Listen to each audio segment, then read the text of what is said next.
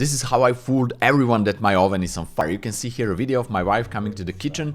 She's touching the oven. Oh, it's hot, hot, hot, she said, taking a glove, opening a door, and fire and smoke all around.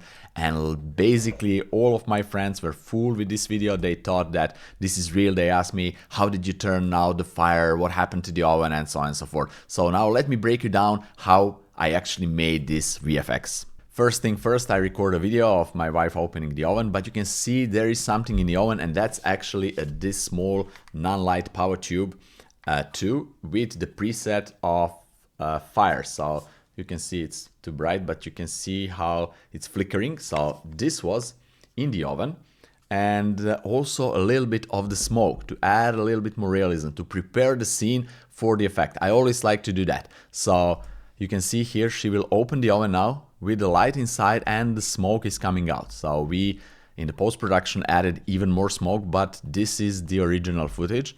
So she's opening the oven. There is this light and a little bit of the smoke inside, and that's it.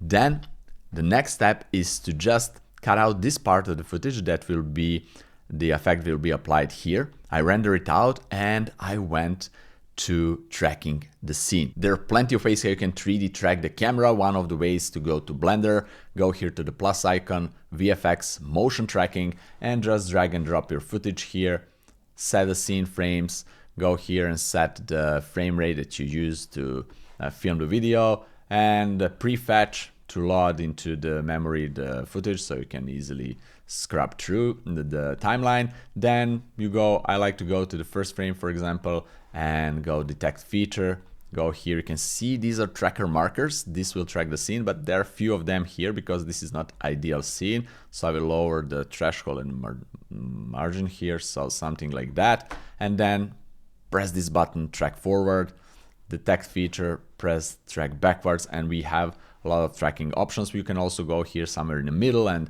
detect features, track backward and forward. If you want more in-depth tutorial how to use Blender to track your 3D camera, let me know down there in comments and I will make a detailed video about that.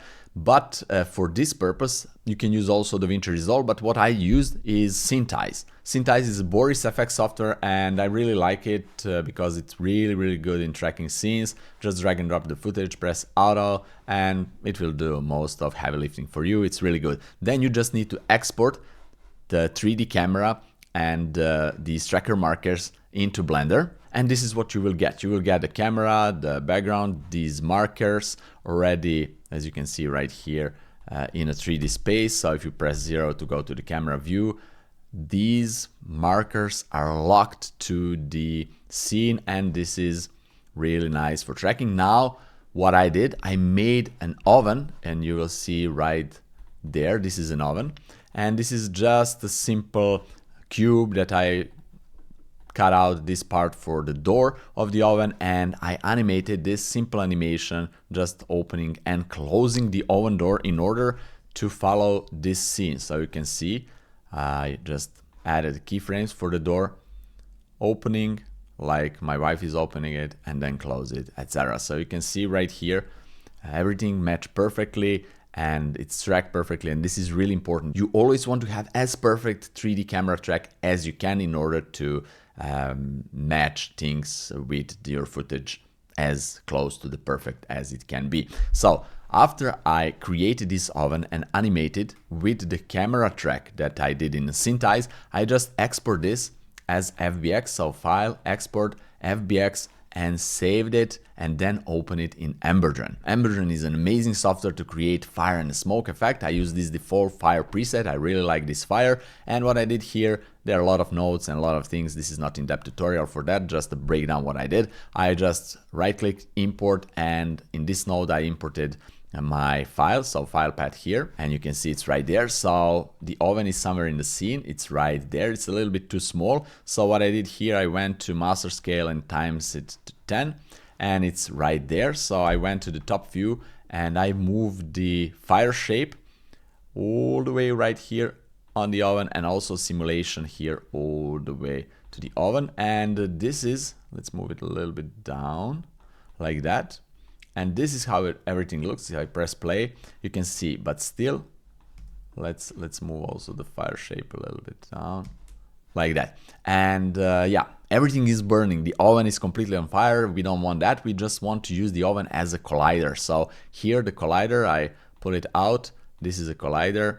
Oops. Okay. And then I will use mask number 1 to put into the collider here. And in the import of my oven, I will go to the mask number 1, and this is the door, this is the oven, this is the door in Serbian. So yeah, I will just select both of them, and this is how it looks. It's crazy. I can make the fire a little bit smaller, or I will just put everything inside, and this is a collider. So now I tweak the fire, play with some settings here of the simulation, make it smaller, bigger, and so on and so forth. You can also add, let me show you here, add the smoke, so smoke to be more or less smoke.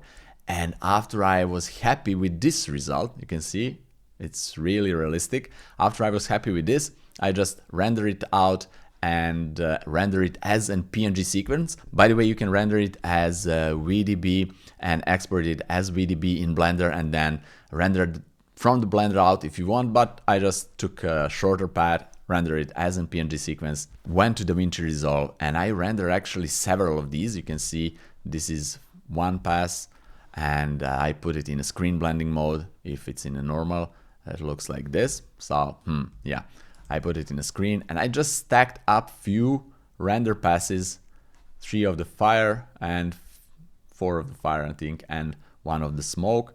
And yeah, this is how it looks at the end. Okay, I really like the result. I was happy with that.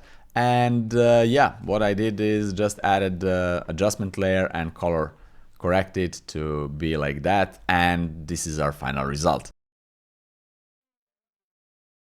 And this is how I fooled everyone that my oven is actually on fire with this simple and cool VFX. If you want more of these kind of tutorials, let me know down there in the comments. And also if you want to learn the power of asset library in Blender just to drag and drop items to the scene without previous 3D experience, check out this video right here. See you there. Bye bye.